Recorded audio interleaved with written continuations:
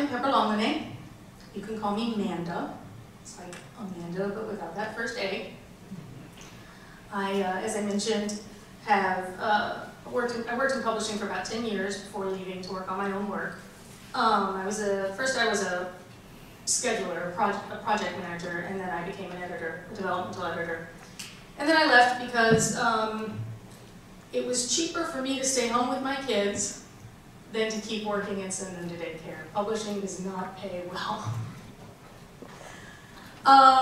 So in the meantime, I decided, well, I'll finally get to do some of my own books, and that's what I've been doing ever since about 2012. I've been writing and publishing some of my own work, and sometimes my work gets picked up by other publishers. Depends on the manuscript. Who here is doing NaNoWriMo? Sort of. Kind of, sort of. Yeah. Who here is writing their first book, even if you're not doing NaNoWriMo? 2 or 3, okay. Who here has written more than one book or has been published? Not yet. You have? You're like, no. Apparently multiple years of NaNoWriMo. Okay, well there you go. There you go. No, it's true. So here's the thing. Welcome to authorhood. Because whether or not you've finished something, once you start writing, you're an author.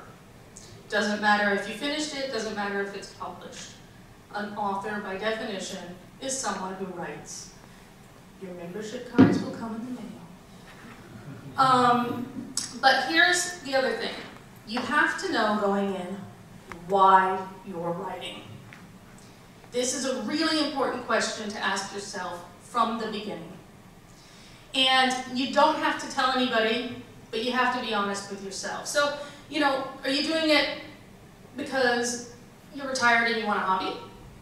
Are you doing it because you want a second career, or you're hoping to replace the career you have? You're like, I want to make money. I want to be famous. I want to do book tours. I want to stand at the public library and give a talk. It doesn't matter why. You just need to know why. Because the other thing, the answer to that is that you need to figure out what's going to satisfy you as an author. If you're satisfied just to have written a book, good for you. If you're satisfied just to write and get it published, good for you. If you won't be satisfied until you've made X amount of money or sold X amount of books, you need to know that. You need to have that goal in mind when you start. Otherwise, you're going to flail. You're going to be like, I don't know, I just wrote something. It's not useful. It ends up being a waste of your time and your energy if you don't know why you want to do this. Maybe you just want to see if you can. A lot of people start NaNoWriMo and say, I just wanted to see if I could do it. And that's a perfectly valid reason. But a lot of people, once they've finished a manuscript, they want to see what they can do with that. We're going to start, though, by how you get a good manuscript out of what you're doing. Well, actually, we're going to start with some myths and misconceptions. All right, these are things that we all think about writers because we've seen them in movies, we've read them in books. This must be what it means to be a writer. The first one is the lone writer. This is my favorite one in films and television and in books. It's the guy who goes off, have you seen Secret Garden, Secret Window with Johnny Depp? It's an adaptation of a Stephen King story.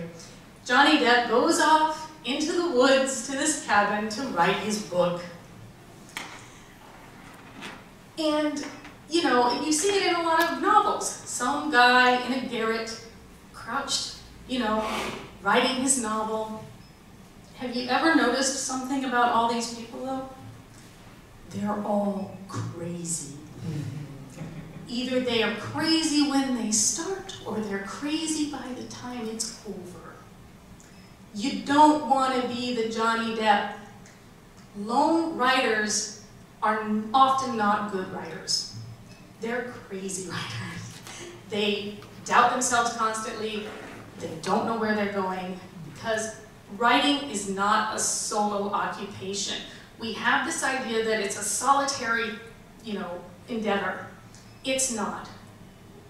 Writing is a community endeavor. I worked in film, and I've written screenplays. And you start out doing it yourself, but it's a collaborative effort. By the time it's passed through a producer and the actors and the director, it has changed because everybody's had input. Hopefully for the best. Not always, but hopefully to make it better. Writing is similar, and we'll talk about that in a minute. The next, and a related myth and misconception, is the born genius. All right, some people are like, well, he was just born able to write. No, he wasn't. No one is born able to write any more than they're born able to speak or read. Writing creates neural pathways. Some people form those pathways when they're very young. Some people do it later. But it does not matter how old you are, you can learn to write, and write well. It's, there's no, statute of limitation on being able to sit down and write. You're just not born that way. No one is. Waiting for the muse. So many writers do this one. It's a really good way to procrastinate. So, oh, I was gonna write, but it wasn't coming. Writing is work. Writing is a job, if you want it to be. If it's a hobby, then, maybe you can afford to sit around and just write whenever you feel like. But if you want to, first of all, create those neural pathways that make you a better writer. But second of all, if you want to produce on a regular basis, we've all heard of the 10,000 hour rule. You've got to do something for about 10,000 hours to become proficient at it, to master it. If you sit around and, you write half an hour today, and tomorrow you don't feel like it, and the next day, maybe an hour. But in the meantime, you're also getting up and wandering around the room periodically, so maybe you wrote for 15 minutes, if you really did the math. You're not going to get proficient, and it's going to take you forever to produce anything. And maybe that's fine. That's up to you. But I would recommend writing even when you don't feel like it, even when you feel like it's not coming. Writing is work, and it's work that doesn't always pay off, unfortunately. Bearer of bad news. But a lot of times, you can spend a long time writing something, and the next day have to take it all out again. You can spend a long time writing an entire novel, and nobody wants it. It's a gamble. Writing is gambling. Formal education. A lot of people are like, should I get my MFA? I get asked that a lot. I have an MA in writing, literature, and publishing, and it did two things for me. It gave me a lot of student debt, and it got me an internship at Houghton Mifflin that became my first job in publishing. I will say it did give me that. But here's the big secret about creative writing programs. They take people who can already write. So think about this. When you apply to an MFA program, or in my case it was an MA, you send in your application, you send in your letters of recommendation, and you send in a writing sample. And what they're looking for is something very specific. So if you don't write like John Updike, you're probably not going to get in. They're already looking for the people they can cherry pick that later on they think is going to be someone they can say, look, this person came from our writing program. They're not looking for, the person who wants to write the romance novel or some kind of, genre fiction. They're looking for something very specific. You don't need it. There are plenty of good writers that never got an MFA or even a bachelor's in writing. It's not necessary. Don't trip yourself out. And again, related. So many people say, well, I can't start writing until I've read all these books and figured out how to do it. They want to read all the craft books and all the books on how to plot and all the books on how to write dialogue and all the books on how to develop character. And stop.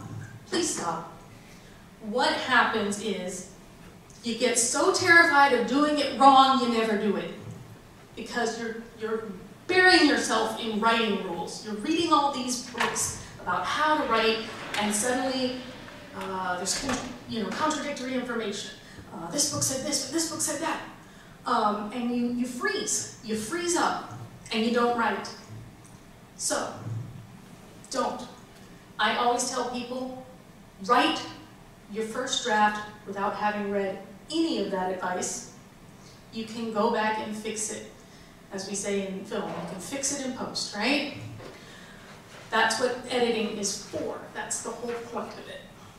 So just get it out of your system. Write it the way you want to write it. Find your voice.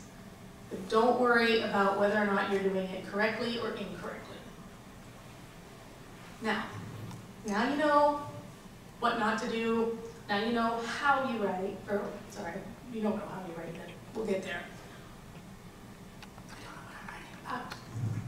This is true for me a lot of the time. This is because I'm a pantser. But first we'll talk about plotters.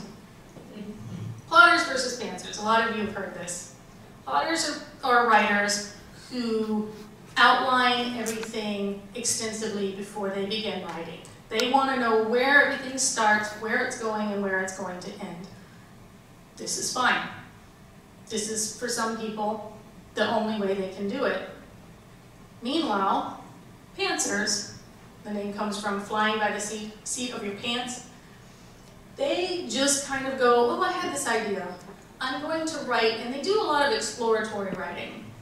Chances are a pantser is going to write a lot of stuff they don't end up using or can't use, and a plotter is going to write, very specifically to an outline. Again, neither one is wrong, neither one is right. I will say, I've noticed when I talk to people that plotters are people, generally, in my experience, people who learn visually, people who learn by taking notes and then rewriting their notes, and pantsers tend to be people who learn by doing. They're the kinds of people who you can show them something about 20 different times, but until they sit down and do it themselves, it won't really sink in. So I do think learning styles play into what kind of writer you become. So I will say I'm mostly a pantser, but I kind of do a hybrid thing where I'll start and then I'll get to a point and I'll outline the next part and I'll write that and stay kind of loosey-goosey, and then when I get to when I write myself into a corner basically, and I need to write myself out of it, I'll write a flow chart. I make myself a little flow chart. I ask myself a question, and then I give myself all the possible answers, and I follow each one until I find the path that I think my book is going in, which is what works for me. What works for you may vary, right? Your mileage may vary. It's hard to read, but the top one there, it says, are you in charge instead of your character, yes or no? This to me is the defining aspect of plotter versus pantser. A plotter will never, they're holding the reins pretty tightly. They generally will be like, no, my character's going to do what I say because this is how it's planned. A pantser is the one you will hear going, well, I was going to do this, but my character wouldn't let me, and sometimes people look at them a little strangely and like, what do you mean? But, for a pantser, a character is kind of a living, breathing human, or, maybe not human, but a living, breathing entity that has, autonomy and is able to make these decisions without them. Finally, linear versus nonlinear writing. A plotter can often write in chunks because they know all the scenes and parts that they need to write. So they may say, well, I wrote this, and I wrote this, and I need to fill in these bits, but I'll write those later. And I'm gonna write this scene, and then I'll come back and write that scene, because they know what scenes they need. They've got it all written down, they've got it all planned. A pantser can't usually do this. A pantser usually has to write the book linearly. They need to start in one place, and they need to follow the story to see where it's going. Again, neither one is right or wrong. But for linear writing, it can be really a challenge if you get stuck, because it's not like you can be like, I'm going to skip ahead and write this other thing instead. You're usually pretty much stuck until you get through that scene or realize that's not working and you have to take it out entirely. You know, so I like to think of plotters are building bridges, and they've got pylons. And they're like, I built this pylon, I built this pylon, and I'm going to connect them, and then I'm going to build, and you know, pantsers are building sandcastles. They're like, well, I kind of did this, and I did over here, and it kind of turned out lopsided, so I'm going to have to go. That's more or less the difference. Okay, so now you know how to write, or how you write. You know whether or not you're a plotter or a pantser, or if you lean one way or another. Now you're on to the first draft. This is the fun part, right? This is the part where you get to actually write the book. Some people churn out a draft really quickly. They're like, I'm just gonna go, and then I'll just fix it all later. Some people, I'm a really slow writer for a first draft, but my editing process is much faster because it takes me forever to get that draft out, and then I can edit very quickly. Writing is, I think of it as a kind of telepathy. You're taking an image from your head, and you're trying to put it in somebody else's head. You're gonna fail, okay? You're destined to fail as a writer, as far as telepathy goes, because no one is ever gonna see exactly what you see. If you want them to see exactly what you see, go into film. You can decide what they see concretely. But what you're doing is, with just words, because you won't be there to explain it, you're trying to take something from your head and put it in somebody else's. Okay? And that's kind of a neat trick. It's kind of a great skill. And as you get better at it, people will see closer and closer to what you want them to see. In the meantime, you need a critique group. This is the part where you aren't the crazy Johnny Depp. Don't be the crazy Johnny Depp. Find other writers. Meet with them. If not in person, then there are plenty of places online to find writers, where you do email exchanges, where you post on forums. But find other writers who will read your work and give you honest feedback. People who say, oh, I love it, it's great, are not helping you. They're not your friends, okay? You're looking for someone to beat you up. You're looking to start a fight, a writer fight. Because if they say, well, this is wrong, or this doesn't work, you either need to agree or be able to defend your choice. Put up your dukes. There's a rule of 3. If one person says something, maybe. If 2 people make the same suggestion or mark the same thing, you need to look at it. You definitely need to look it over, because 2 people are seeing the same problem. If 3 or more people have flagged something, it needs to change. It needs to be fixed. You find a critique group. You meet weekly, maybe every other week. I would say once a month is not often enough. So I would definitely, like at least twice a month, would recommend. I found one of my critique groups by meeting a bunch of people at a writing conference, and we created a group. Found another meeting group, a critique group on meetup.com. I'm sure the library has people. Or I know Tri-Valley Writers has workshops, so you can join or try any of those. Then you need beta readers. So here's the difference. Critique group members are other writers. They are people who are looking at your craft. Beta readers are reading your work as though it were already a book. These are people who don't know anything about writing. They just want a good story, and they're hoping that's what you're going to give them. And they will let you know if they are disappointed. Again, you want them to let you know if they are disappointed.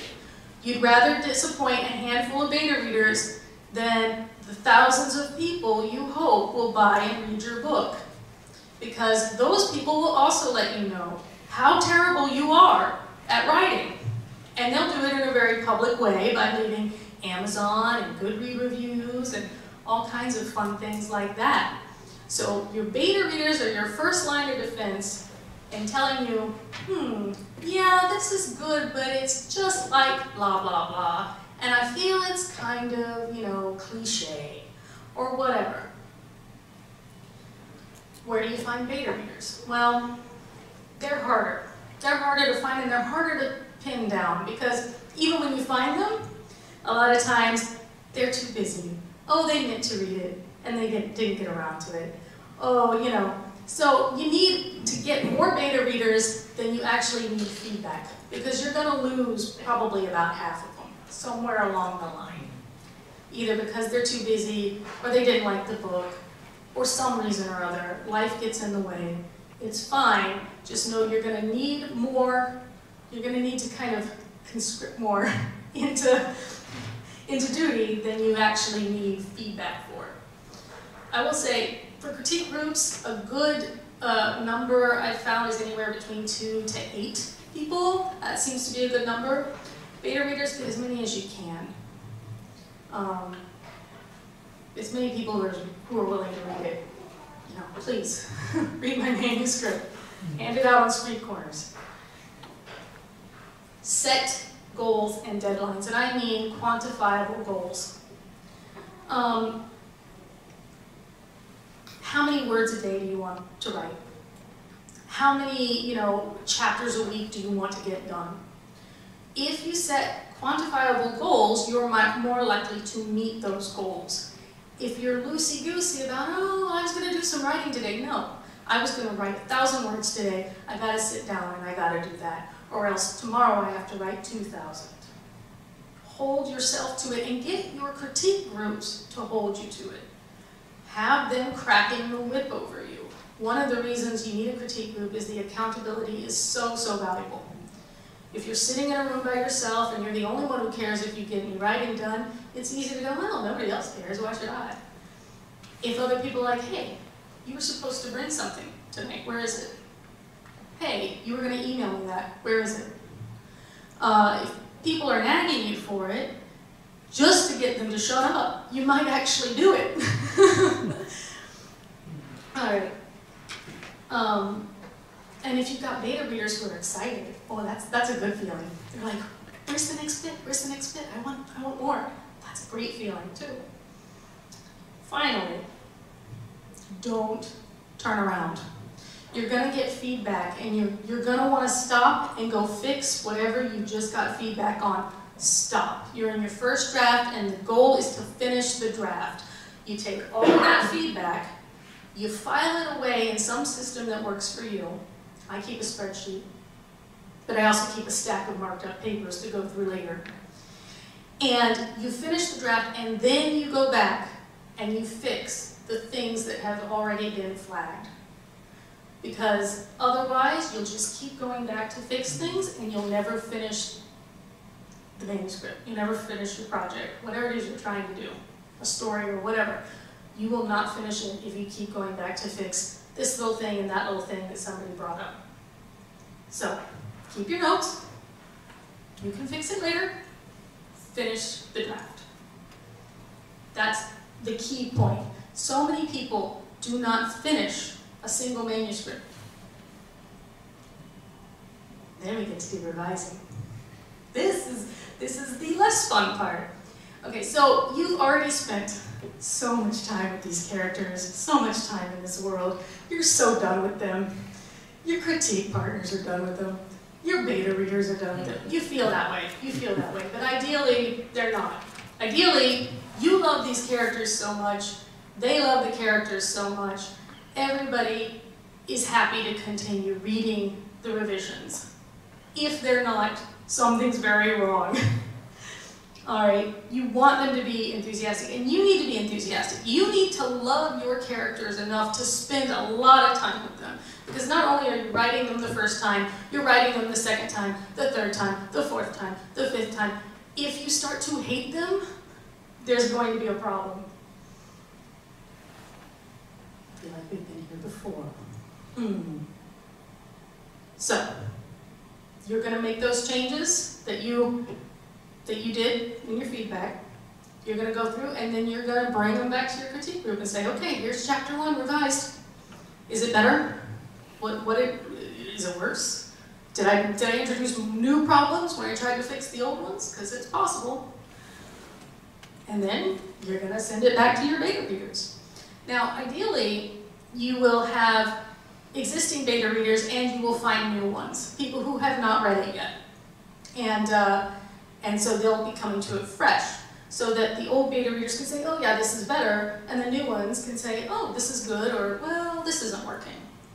Because sometimes the old betas, after having read it once, will miss completely new problems. So you want fresh eyes. You want fresh eyes every time you do a round of revisions. Rinse and repeat. Just keep doing it until your critique partners go, this is good, and your beta readers go, this reads to me like a published novel. And then you get to query. Everybody's favorite.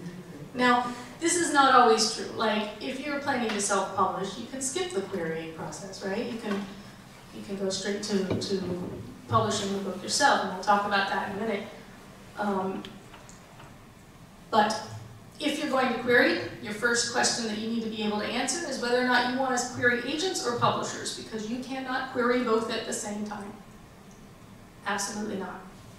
All right, so if you want an agent, query them first, because they will not look at your manuscript if you have already queried publishers. You've just narrowed the window for what they can do for you. So if you've already tried to get publishers to publish your book, an agent's going to go, well, I'm sorry. You already had publishers who said, no, what do you think I'm going to do for you? So, for me, I start with agents if I think my manuscript is commercially viable. I'm picky. Every manuscript I write, I decide whether or not I'm just going to self-publish or whether or not I'm going to send out on a round of queries. I've had 2 books published by small publishers, and I've done 6 myself. And to be honest, my self-published books sell better. So there you go. But it's different for everyone. But once you know whether or not you want to send it to an agent or a publisher, again, you need to set a quantifiable goal. You need to say, okay, I'm going to send out 5 queries. I'm going to send out 5 queries, and then you wait. You don't send out 20, 30, 40 at a time. And the reason you don't is because if the query isn't working, you're going to want to tweak it and then send it out to another 5.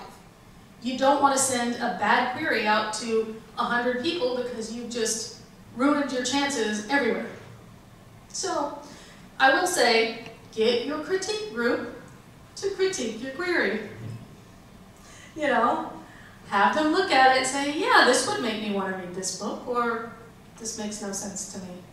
Because sometimes when you're trying to summarize your own story, you can't tell what to put in that query or not. You're like, I don't know what's important here. What's the core thing? But sometimes your critique partners or your beta readers can see that more clearly than you can, because they're farther away from the material than you are. Do your research. Anybody can hang up a shingle and call themselves an agent. There is no governing body. There are some organizations they can join, but there is no governing body. There is, same for small publishers. I publish my books under MPL Books. I do it for me. I don't take manuscripts from other people, it's just mine. But if I wanted to, I could set up a website, say MPL Books, send me your books. I could even say, oh, for $1,000, I'll slap my publishing emblem on your book and publish it for you. That's vanity publishing. Never pay to publish, guys. Never ever pay somebody. If they say, well, for $2,000, we'll edit it and give you a cover and, and all this stuff, don't. Random House will do all of that for you for free. And they'll even pay you for the privilege of doing it for you. That's what you want. If you're looking for a publisher, you want somebody who's going to send the money to you. Follow the guidelines and the directions, please. There are so many people who don't. It's amazing in this day and age. You're online, they're right in front of you. They'll say, send a query, cut and paste the first 10 pages of your manuscript into the query, and people still don't. They still don't read all the instructions. It's the easiest way to get kicked right out of the system. They'll be like, well, if you can't follow directions, you're not an author I want to work with, okay? Because if you get an agent or a publisher, they're going to then give you directions. Well, this is what you need to do. This is what you need to change. This is what you need to, and they need to have faith that you can actually follow those instructions. If out of the gate you don't, they're not interested. They've got a million other people lined up. It doesn't matter how good your book is. If you prove that you're useless as an author, they'll be like, never mind, life's too short. Query letter format. Start with the salutation. Dear Mr. or Mrs., and spell it right. Please, as someone who has a very difficult last name, Langlinais, I always appreciate it when somebody can spell it. I appreciate it more when someone can say it, but I don't hold anybody to that. I don't expect everyone to speak French. An introduction to your plot, character, and story. This is going to be your hook. This is going to be the thing that tells them what the story is about and hooks them into saying, ooh, that sounds good. It's going to sound a lot like a blurb or something you'd read on the back of a book, usually. And then your bio. This is me, this is who I am, And a closing. Thank you for your time and consideration. That's the one I always use. And then any materials that their submission guidelines request. Sometimes it's the first 10 pages, sometimes it's the first chapter, sometimes it'll be like, oh, put a synopsis. I will say, have those things ready. I create, when I finish a manuscript, a little file that has the whole manuscript. The first 3 chapters is a separate little thing, a synopsis.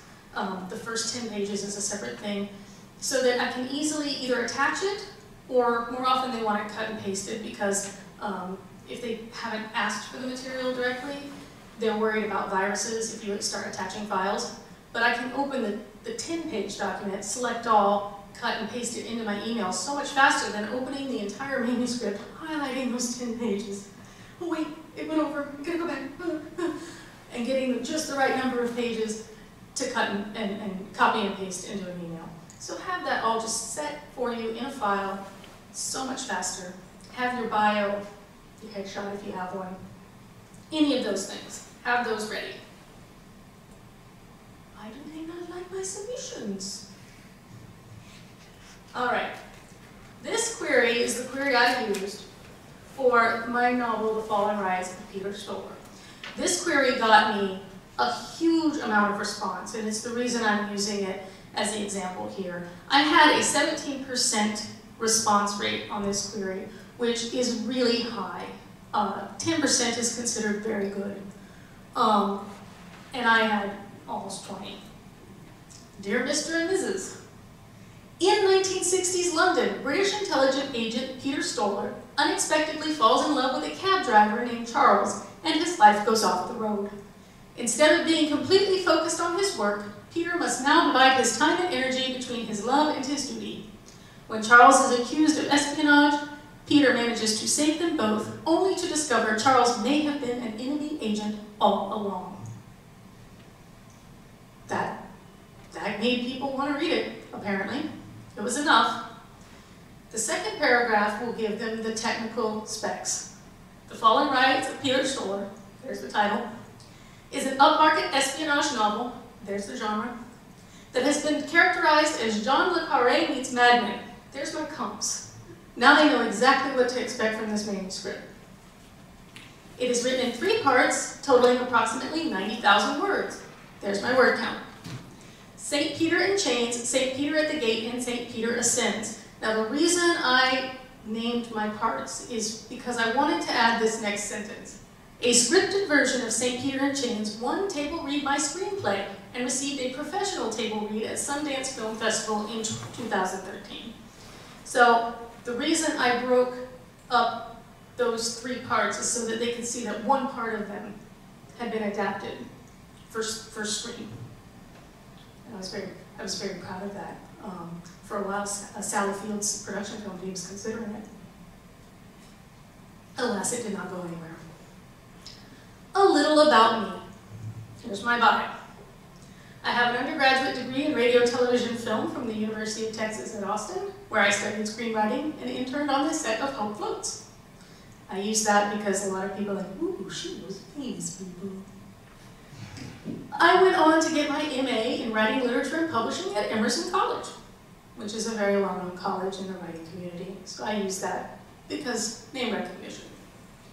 I spent 10 years in textbook publishing with Houghton Mifflin and Pearson before deciding to devote my full time to writing.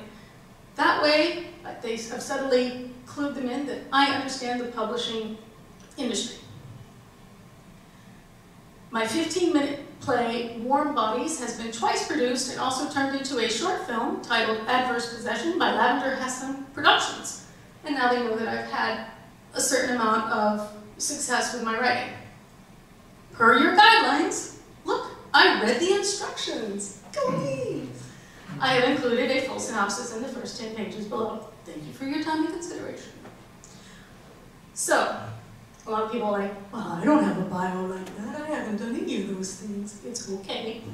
You don't have to have, you can just say anything about why you wrote the book or who you are or how you relate to the material is fine.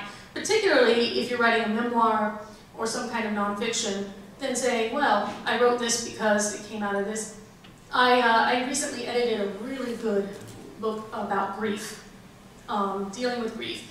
And it came out of this woman having lost her husband very suddenly to a heart attack. And it's a fabulous book. And, you know, in her query letter, it would quite, you know, literally say, well, you know, I wrote this book after this happened to me. And she left the financial sector to become a therapist after her husband died like that. And she's, you know, she's got a great story there to put in her little bio clip. At the end of the day, if you really don't think you have anything, you can skip it.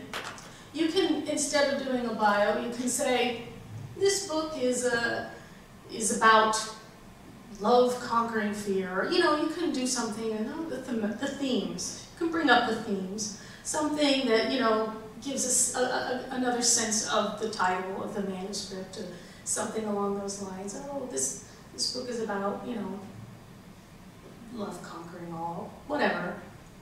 But if you do something cliche like that, you better tell how it's different from every other book about love conquering all, too. All right. Now what? You've sent out your queries. Oh, now what? You wait. And you wait. Stop checking your email. You're going to want to every 2 or 3 minutes. You're going to start doing math. You're going to start going, well, it's 9 o'clock here, but that means it's noon in New York. They might be at lunch. You might be reading queries right now.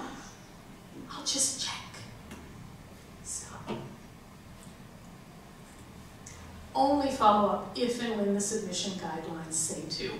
Often in the submission guidelines, they will say, if you haven't heard from us in 6 to 8 weeks, consider it a pass. Or they'll say, if you haven't heard from us in 6 to 8 weeks, feel free to send a follow-up email. So, you know, everybody's going to be different. It's kind of frustrating because obviously there's no set in stone thing. But it's helpful. Just don't nag. If you're the person who's like, I just wanted to make sure, and then you know, another couple days later, I just wanted to make sure you got it. I didn't get an auto-response email. Well, not everybody sends an auto-response email, unfortunately. It would be nice if they did, because then you'd know whether they got it. But sometimes you just have to sit there and wait. And sometimes you'll never hear back at all. Some places don't respond, and that's hard. Surely a response will come. I just have to wait patiently as I turn into a skeleton in front of my computer. Start working on your next project. The best way to distract yourself is to start working on the next thing. And you really need to do this because, I mean, maybe there are authors who are like, I just wanted to do the one book, one and done. I wanted to see if I could do it. I had one story in me. But honestly, that's like putting all your eggs in one basket, as the saying goes. If the more books you write, the more chances you have to land an agent or a publisher. Even if you self-publish, the more books you write, the more ways you'll find readers, and the more money you're going to make. Bottom line, the more you put out, the more comes back in. So, work on the next thing. You know, it's just, and then maybe, hopefully, you won't constantly be thinking, but what if an email comes? And then you'll be surprised and delighted the day that that email comes in and it starts out, unfortunately, and you go, oh. There's a lot of them will say, unfortunately.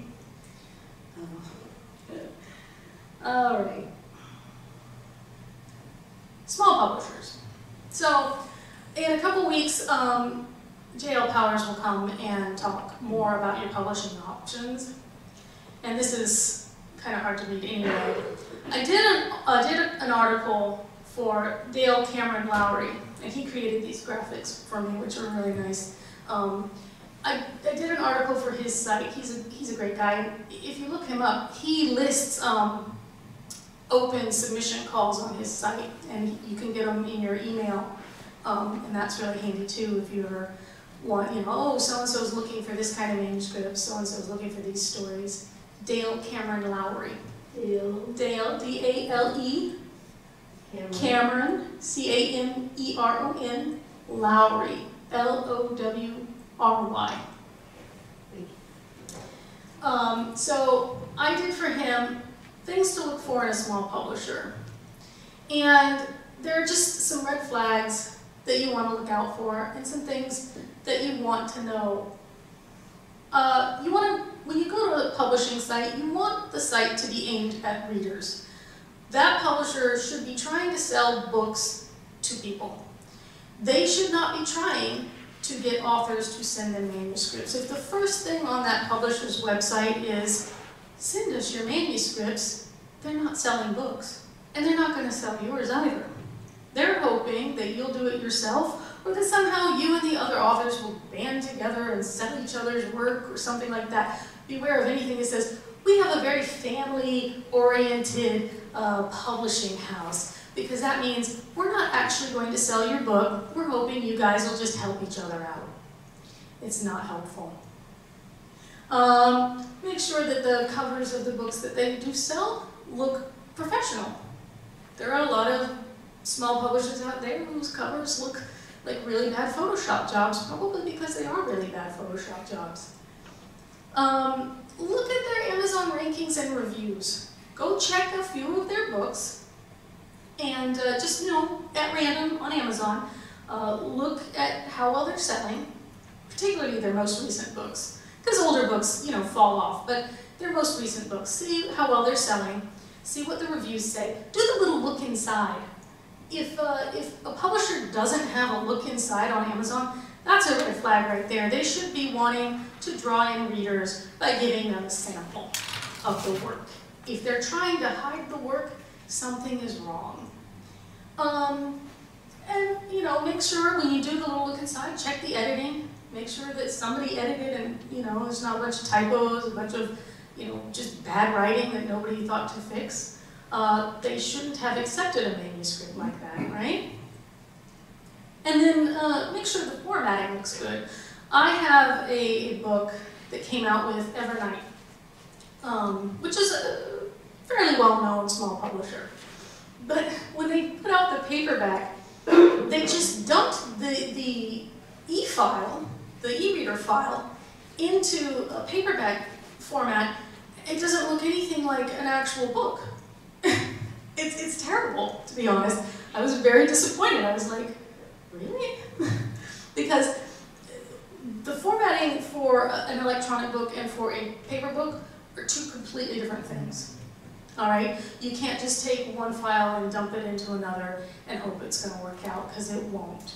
You need a publisher who knows the difference and will do both. And then you want to look at contract terms. You want to know how long the publisher plans to hold your rights. Small publishers tend to hold them for 5 to 7 years, sometimes as many as 10, but really bad ones won't give you an end date, in which case they plan to hold on to your rights forever. You don't want that. You want a way to get your rights back. Is there something in the contract for rights reversion? If you're not happy with them or they're not happy with you, is there something in the contract that allows you to get out of it? Ask the publisher if your book will appear in print, because I was very frustrated that Peter Stoller novel that I had in the query letter went to an Irish publisher, and I've talked several times with the publisher, and I had mentioned print, and she never said anything. And then, you know, we signed the contract, and she was like, well, we only do print if it sells this many copies in a quarter. And I was like, well, that wasn't in my contract, and that's not anything you ever told me before I signed the contract. So that book only exists in e-form, and to be honest, that market is a market that reads paperbacks. So that book is not done as well as I would have liked. It's actually probably the best book I've ever written. And I get the rights back in a couple years, and I'll put it out in paperback and do right by it. But make sure that if it's important to you that it appear in print, that the publisher has something that says they will do a print version. A lot of small publishers are ebook only. Know how and when you get paid. And check with other authors to see if, from that publisher, to see if they are getting paid. Because there is an embarrassing number of small publishers that if you go on different forums online, people will be like, I haven't been paid a penny. They've had my book for 3 years, and I know I've sold at least this many copies, and they've never paid me. A lot of times these small publishers, what they'll do is they'll take what they're making in profits and put it back into the company, and then they'll say something like, well, we only pay you out when you've made this much, you know, money in sales or whatever. So make sure that they're going to pay you regularly and that they will actually pay you. And then, do they have distribution and marketing? Again, they're going to just ask you and the other authors to, like, promote each other on Facebook?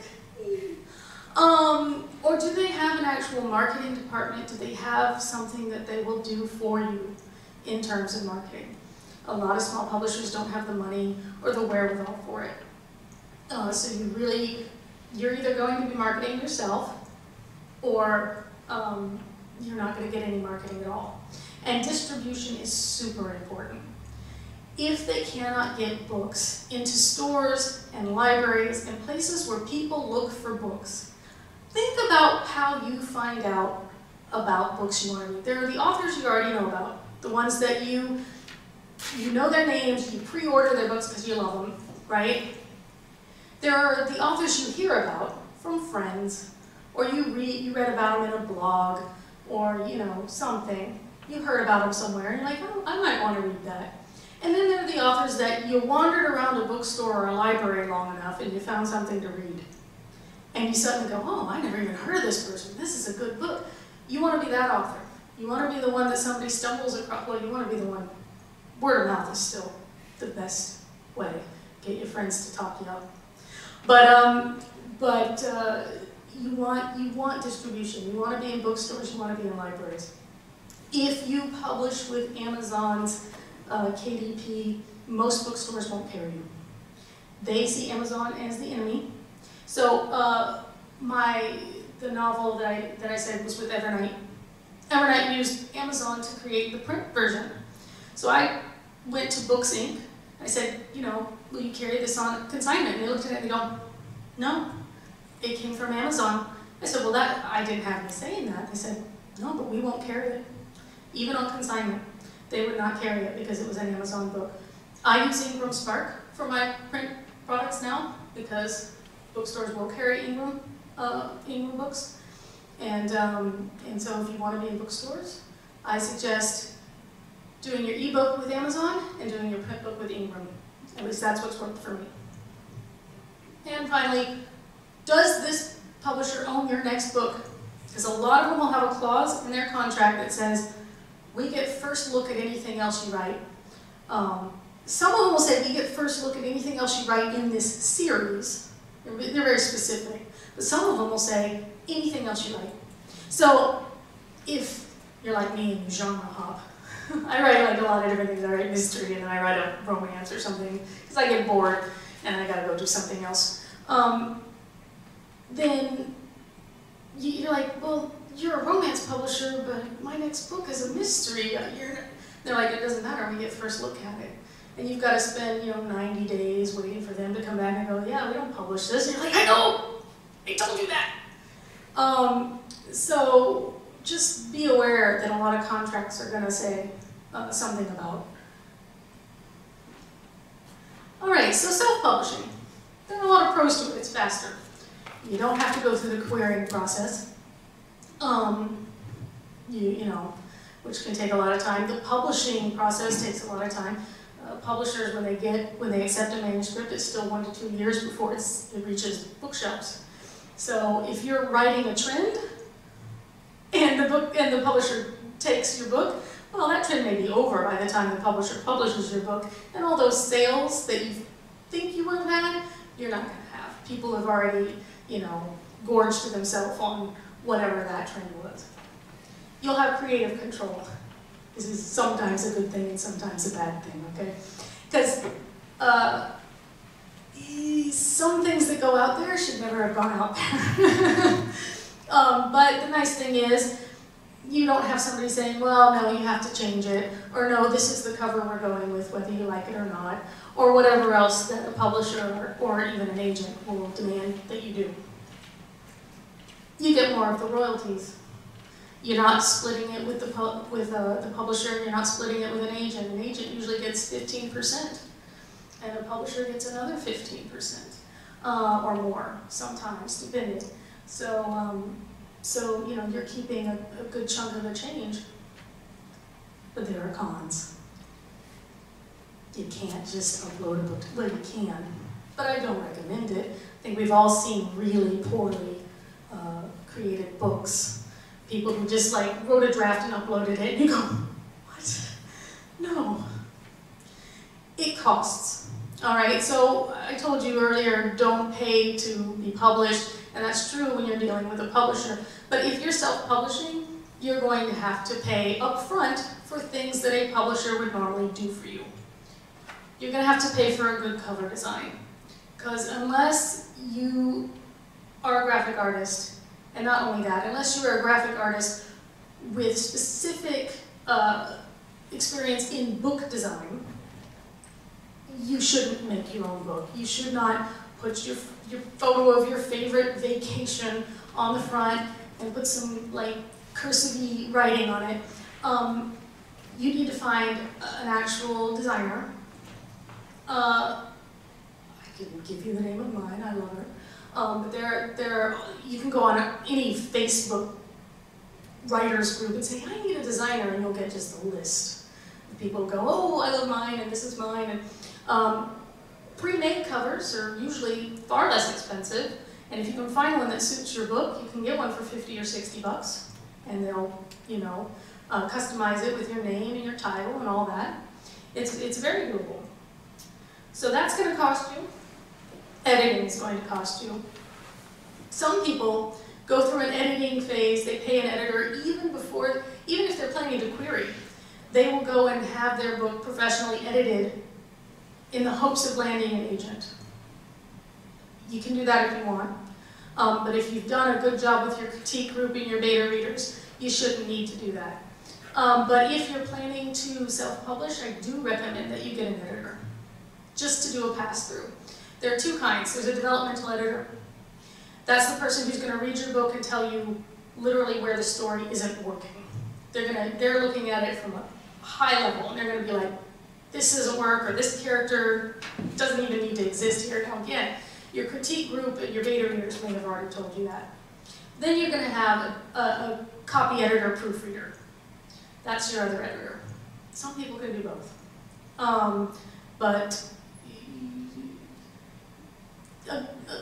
Well, it's a different thing, but usually a good editor will give you a sample. They'll be like, send me 5 pages, I'll send it back with my notes, and if it's a good fit, you guys can work it out. So there's that. Interior formatting, because like I said, formatting an ebook and formatting a print book are two different things. If you don't know how to do it, you can either take the time to learn. I mean, Amazon has very specific instructions for this is how to format your manuscript to be put as an Amazon ebook, or you can get somebody who can do it much faster than you. And you're going to pay for the ISBN. Again, Amazon will give you a free one, but then you will not own it. You want an ISBN that you own. I get mine from Ingram Spark because I can buy the ISBN when I create the title. Bowker is where people go, but I don't know how many of you know this week, or last week I guess, Bowker admitted that since May somebody had inserted code in their website to capture credit card numbers. They were like, oh, and you might want to check your credit card statements because somebody's been swiping credit card information for the past however many months. So you might want to make sure that they've fixed that before you buy any ISBNs from them. And then another con, self-marketing. You are going to be your own marketing team, and that means less time to write.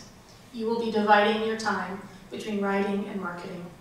And if all you want to do is write, that can be very difficult. You can hire a PR person. They cost a lot of money. I had a writer friend who hired a PR person. It cost her $25,000. So, you know, if you're not already making that kind of money, and then if you are making that kind of money, you probably don't need a PR person. And then lack of distribution. Again, I use Ingram Spark, so I do have distribution.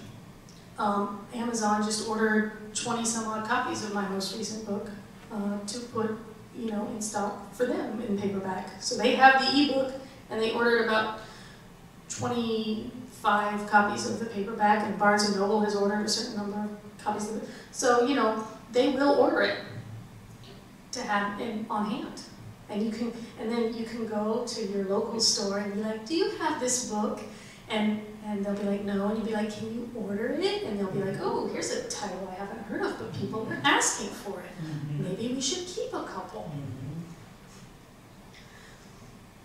Also, potential bias. I still run into Facebook groups where people say, I don't need self-published stuff because it's all crap. You know, like, it's all bad. Unfortunately, a few bad apples make it really hard to sell the bag. That's a terrible metaphor, don't use that. But, you know, there are still people who have this sense that, oh, well, if it's self-published, it can't be very good. They don't understand that a lot of people self-publish because the industry is not very good to authors. All right, finally, we get to the fun stuff. Resources, Beta Books. Beta Books is a website that allows you to upload stuff so that your beta readers can come on and read the work and leave their notes for you. I used it. They have a free version. It only allows you 3 beta readers. So I paid the monthly fee to have it for a couple of my things, and it works really nicely. My beta readers really liked the interface. They have also recently added something where they will help you find beta readers if you can't. They have a pool of readers, and you can find the ones that read in your genre, and you can get some readers that way. The other nice thing about beta books, if you're not currently betaing a book, they will let you suspend your subscription until you need it again. So you're not paying for months that you don't use it. You can say, can you turn it off, and I'll come back when I have my manuscript. And they'll do that for you. Really nice guys, Andrew and Paul, Phil, Query Tracker. This is a really good place to find agents and some small publishers. This site, you can search for agents within your specific genre. It will give you data on what they accept and what they don't. It will give you a link to the website to go query them. And people can leave comments and say, well, I submitted this day and I got a rejection on this day or whatever. So you can get a sense of how long it might take before you hear back. You can get a sense of what that agent is actually accepting and rejecting. So you're like, oh, it says they accept fantasy, but they've rejected the last 15 fantasy manuscripts that got sent to them, so maybe that's not what they really want. So it's it's nice because it allows you to keep track of what you've sent. Because you can mark in Query Tracker, I sent a query on this day, and it'll keep a list for you of who you've sent queries to, so that you don't have to keep your own spreadsheet. Publishers Marketplace. This is a subscription, but it's a really good, it's another really good place to figure out what agents are looking for. Agents will put up profiles, and the agents write it themselves. On Query Tracker, somebody else writes all that information. They've gathered it, and they've put it on a site. On Publishers Marketplace, the agent puts down the information themselves. And so in a lot of cases, that's going to be the most recent information. It's going to also give their most recent sales, so you can see that they're selling books and what kinds of books they are selling. So it's just really good information. Manuscript wish list. So this site, agents will come on and literally list what it is they're looking for. So you can find the agent who's looking for a book like yours. And sometimes they'll be really specific. They'll be like, well, I want something set in Roman times, but there's a romance and a mystery. And you'll be like, okay, oddly specific, but okay. But it is a really good site for figuring out what agents are looking for. Hot sheet. So the one thing you're going to need to do is you're absolutely going to need to stay on top of what's going on in publishing, because publishing is moving very quickly, and trends are changing, and with the rise and fall of digital publishing, like ebooks were selling like crazy. Now they're not. Paperbacks are rising again, and ebooks are falling. Who knew, right? Hot Sheet comes out every other Wednesday. Again, it's a subscription, but they take all of the publishing, the latest publishing, news, and they condense it, and they'll tell you what's happening, and then they will tell you why it matters to you. They'll say, okay, so this is what happened here, and here's the impact on you as a writer. So it's a really nice, concise spot for all that information instead of chasing it all over the internet. Absolute Right and Writer Beware. Absolute Right is a site where you can go on, and there are several forums, and it's very, very handy. There is a forum, a Beware's forum, that lists just about every publisher you can think of, and several agents. And people will say, okay, so here's my experience with this publisher. Here's my experience with this publisher. And you can suss out whether or not the publisher is actually any good. You're like, well, their site looks really good, and their books look nice, and then you go and you read 5 authors who said, they never paid me, they made changes to my book without asking. I opened the book and it was not what I had written. And I mean, you'd be surprised how often it happens. Now, the flip side of this is absolute right sometimes gets cited as kind of a dog whistle, because at the end of the day, nothing's perfect and there's problems with everything. But it's a good litmus test. And the other thing about absolute right is they have a beta readers forum where you can find beta readers. They have a critique partners forum where you can find critique partners. They will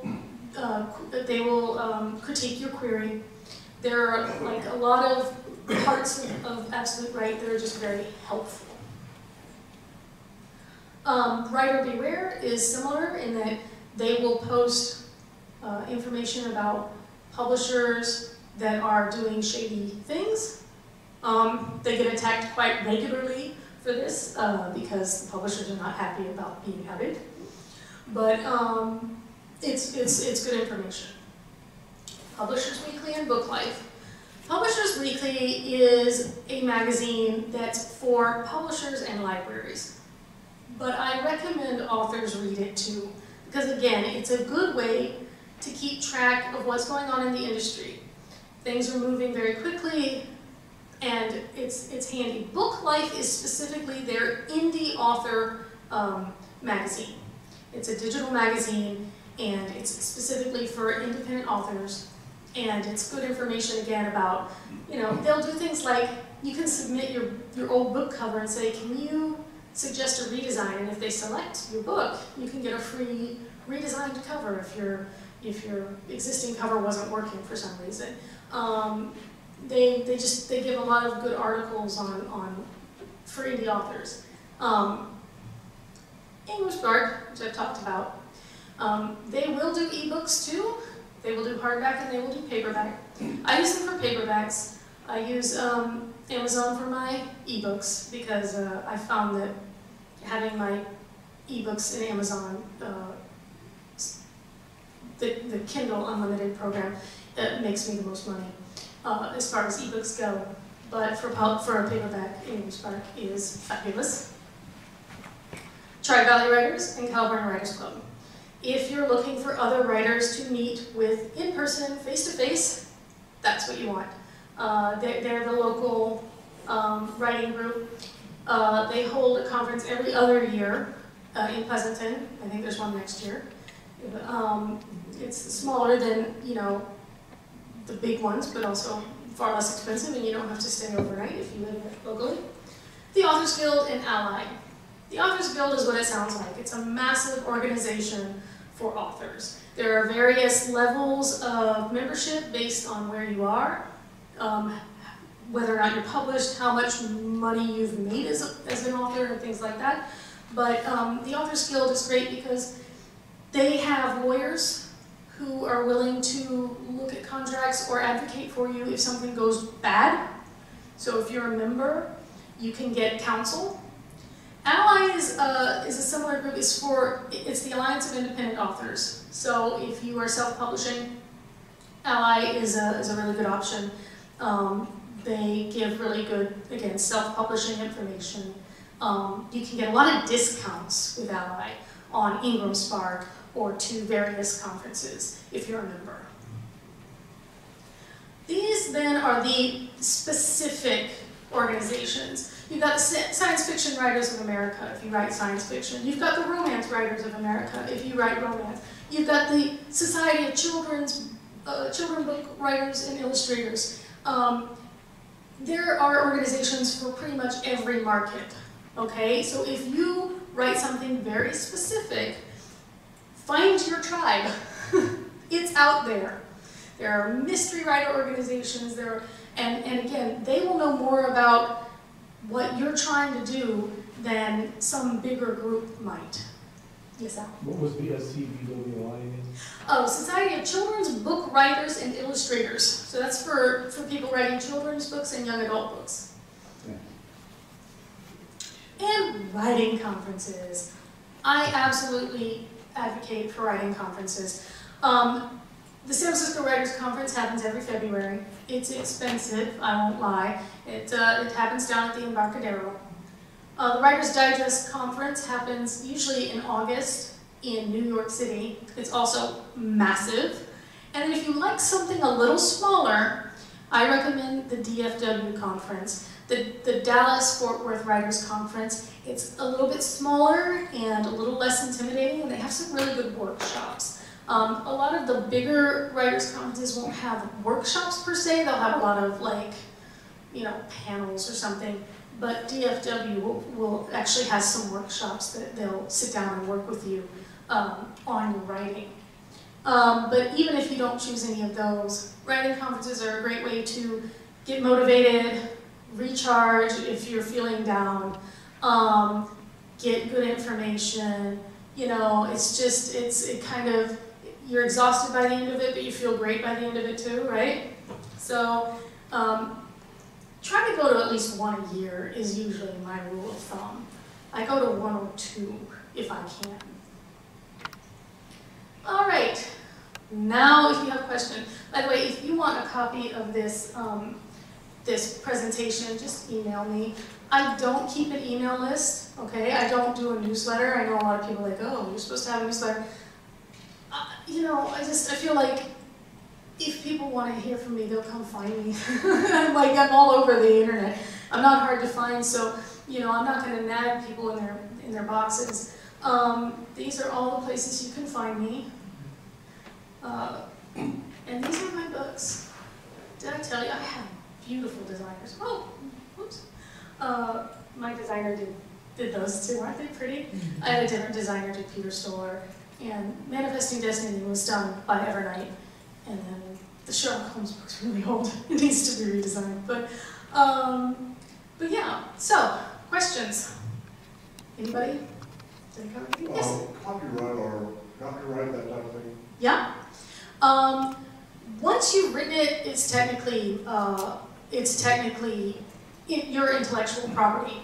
If you get a publisher, they will copyright it for you. If you self-publish, you can copyright it yourself. It doesn't. You can send it in for an official copyright. It is not necessary. What's the cost of it? That's expensive. It's gotten more expensive. It used to be around $50. I think it's closer to $80 now. It's not terrible, but it's not inexpensive. An ISBN will cost you more. An ISBN will cost you upward of $100. Sometimes you can buy them in lots and pay a little less. But what about, there's a million magazines out there. What about article published? yeah, so the thing about magazines is, just like newspapers, fewer and fewer of them are being produced in paper form. If you want your stuff in physical form, it's going to be hard to find a periodical, but there are a lot of online magazines. They're everywhere. And some of the best sites for that, there's one called Duotrope, D-U-O-T-R-O-P-E.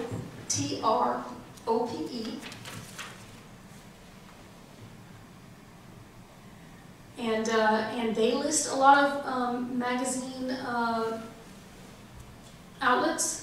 And there's another one called Submission Grinder. Yeah, it's fun, right?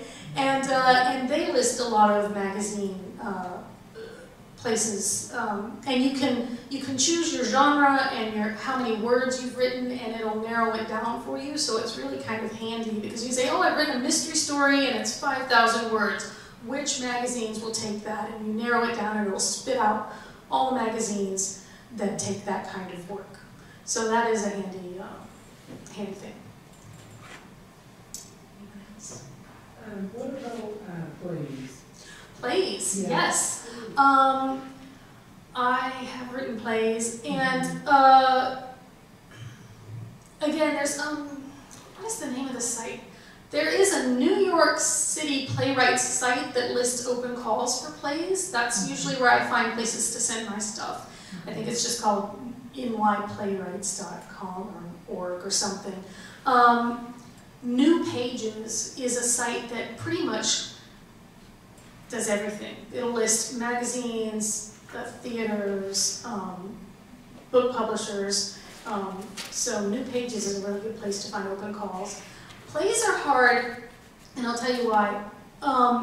Most open calls are for something very specific. They're like, we want a 10-minute play set on Mars about, you know, and no more than 4 actors, and it can only have 2 windows or something, and you'll be like, can I write one of those? Like, they're very, very specific. So if you're able to write two guidelines, it's easier. For me, I find that very difficult. I usually want to write what I write, and then I try and find a place that will take it, which is harder. But there's another site, I wish I could remember the name of it, but every month it lists all of the open calls for that month. If you email me, I will find it and I will send you the link. Thank you. Yeah, plays are tricky because obviously there are a limited number of theaters in the world, and then they tend. I used to work at a small theater in Austin, Texas, you know, so I would write plays for their stage because I was super familiar with their stage and their acting company, and you know, and they tend to go back to those same handful of writers and actors, you know, and so if you haven't broken in with some group, it can be really, really tricky. That's not to discourage you. It can be done. No, I was just curious because now I didn't know that that's exactly what you do. Like I write them for children. Oh yeah. You know what I mean? It's like Christmas and Easter and those type of Oh, things. that's very cool. Have you like considered asking local venues, like even here at the library, say, oh, can I stage a little play in the storytime room for the kids? I mean, you could do something like that. You absolutely could, or you know, any of the local, you know, churches or whatever. You could say, hey, I've got this play, and you know, do you mind? And sometimes they're really welcoming of that kind of thing, just to change up their programming. Yes. What about translations? Oh, that is big right now, isn't it? The German market in particular right now is blowing up. Now, you can find good translators. Amazon has Amazon Crossings, and if you can get them to pick up your book, they will find a translator for you and market it in whatever country. Also the poetry. Yeah. So wait, it's in Portuguese, and you're trying to do it. Translating it into English. Okay. There's some things about it that I'm not sure. It technically in the U.S. is in the public domain. Okay. Most of it. Yeah. The one that isn't, I won't touch. Right. It's not in the public domain. It's funny you should mention it. I ended up leaving an editing job because they wanted me to use a bunch of Spanish pieces without getting copyright clearance, and I was not comfortable with that. But if you can prove it's in the public domain. It's in the public domain in the U.S. It's international, but there are no international copyright laws. Okay. The U.S. has an agreement with Brazil that they are to acknowledge our copyrights, but the family is very contentious next to. Okay, so yeah, unless you get permission from the family. Yeah, the poet is dead, her daughter is dead, these are the daughter's children. Okay. You could do it. I would be prepared. First of all, I don't think Amazon would take it. Amazon is very, very risk averse, okay? If there's any hint of something being not right, Amazon will squash it quick. Now, Amazon, I bought, they're complete works. Yeah. Amazon, they have this little thing saying, and I've never read this or anything else, specifically says, this is in the public domain. Ooh. So they wanted to be sure. Yeah. They wanted to be sure that they didn't get into trouble. Well, I mean, if it's in the public domain, technically it's, you know, it can be translated. I would think. I don't know a whole lot about it. I mean, I know I can write Sherlock Holmes stories and not get in trouble unless I write about him in his retirement years, which are still technically covered by copyright. And that's why Mr. Holmes. How you get a lawyer that do about it? Oh, no, there are definitely literary lawyers who can give you that information. You need to find a lawyer that specializes in intellectual property, and it can't be just any lawyer, it has to be a literary lawyer. And sometimes you can just they won't even charge you for a quick question or something. The woman who wrote the grief book, she used some song lyrics, and I flagged it, and I said, you better make sure. I mean, I don't know, because once you start using chunks of song lyrics, it gets a little iffy, and so she went to a lawyer, and he said, no, I don't think they'd sue you for this. If they did, it would be bad publicity for them, suing this grieving woman for using a couple of song lyrics. So he's like, you're probably fine, but you just want to hear it from somebody who would know. Yeah. Yeah, definitely fine. And again, actually on the Authors Guild site, there's probably a list of literary lawyers, or if you join one of those organizations, they can also give you counsel. Why can't it be published during the Authors Guild? They have different levels of membership. So they have a student or associate membership where if you haven't been published yet, I think you can still join for a lesser cost. I haven't joined them. I remember looking and saying I was like somewhere in the middle. Like I wasn't Neil Gaiman, and I wasn't, but yeah, I fell somewhere in the middle of their tiers. But there is one for like beginning writers, I think.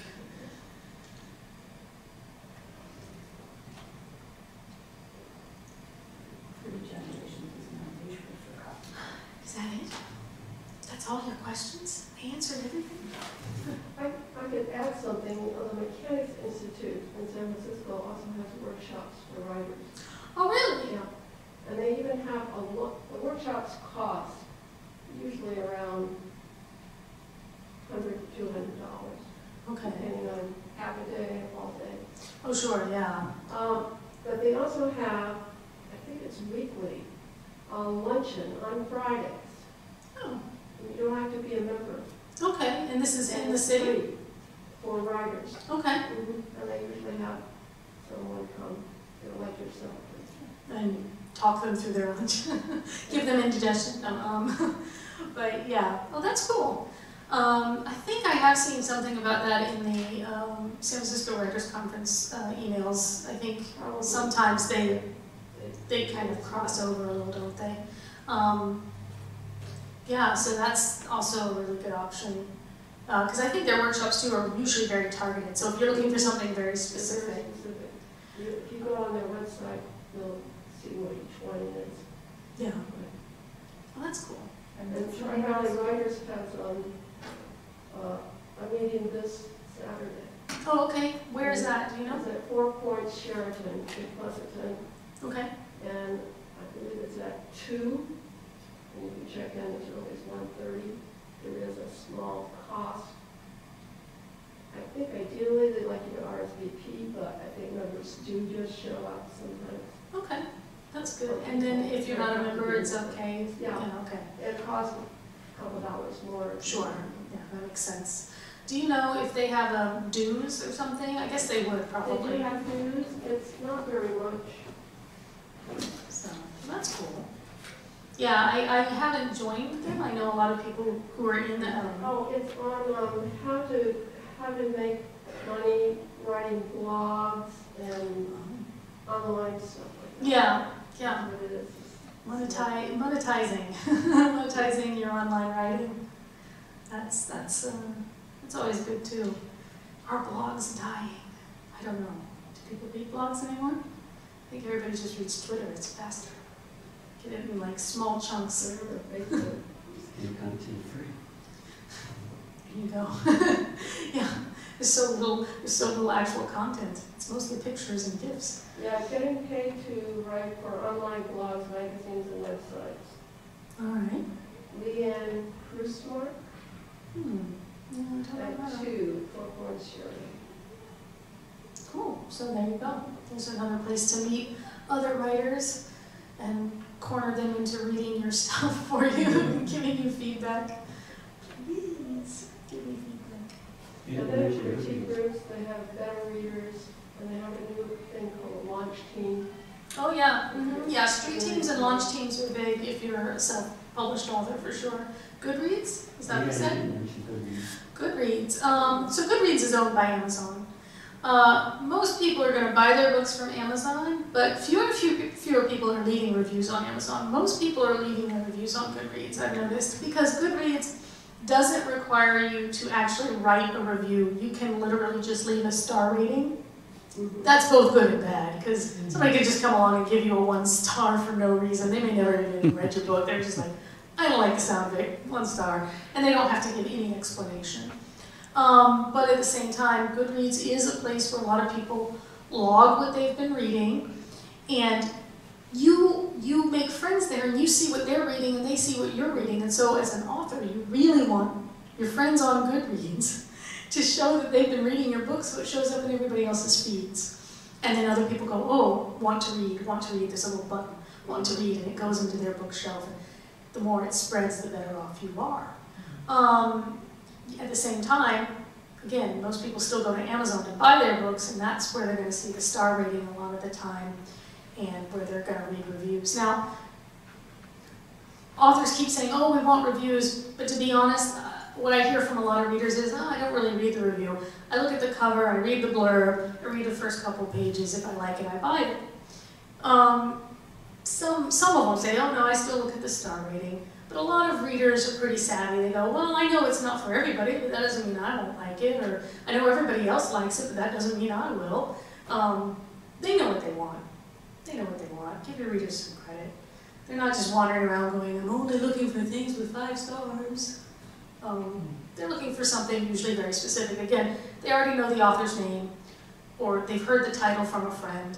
They're not just stumbling through Amazon randomly and going to happen upon your book. It doesn't happen that way. People don't browse Amazon. People go to Amazon for something very specific. So I don't worry as much about Amazon in terms of marketing as some authors do, because people don't use Amazon the way they use a bookstore or a library. But they do use Goodreads that way. They will browse Goodreads.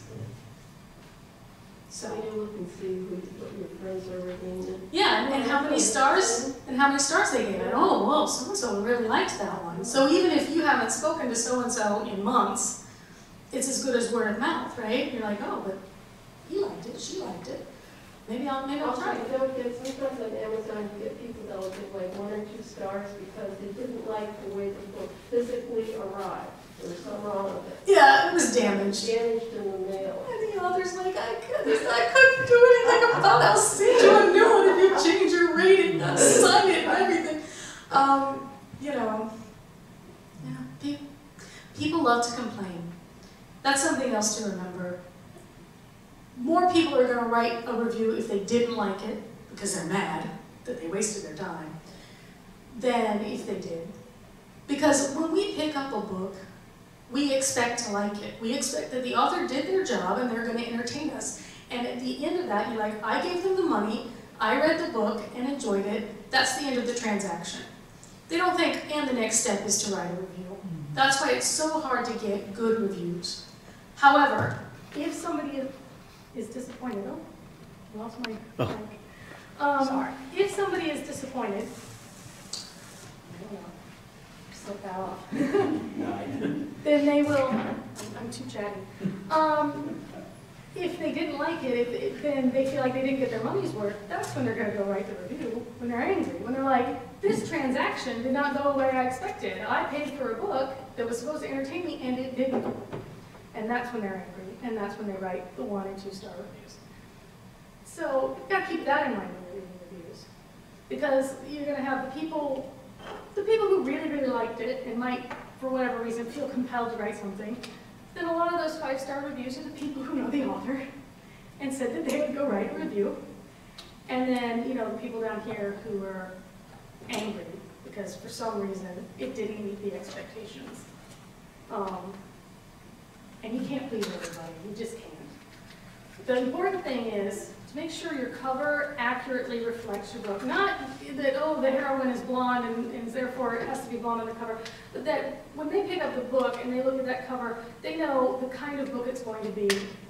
Because I've seen books that, like, it's got this sci-fi cover and it's a space opera romance, and there's nothing on the cover that says romance, and somebody reads it and goes, this is not what I wanted. I wanted, you know, Star Wars. I do not want kiss, kiss, kiss, kiss. Yeah. So, you know, no false advertising. Your cover is your advertisement. So I give up. Sorry, I That's don't know what's okay. going on with the mic.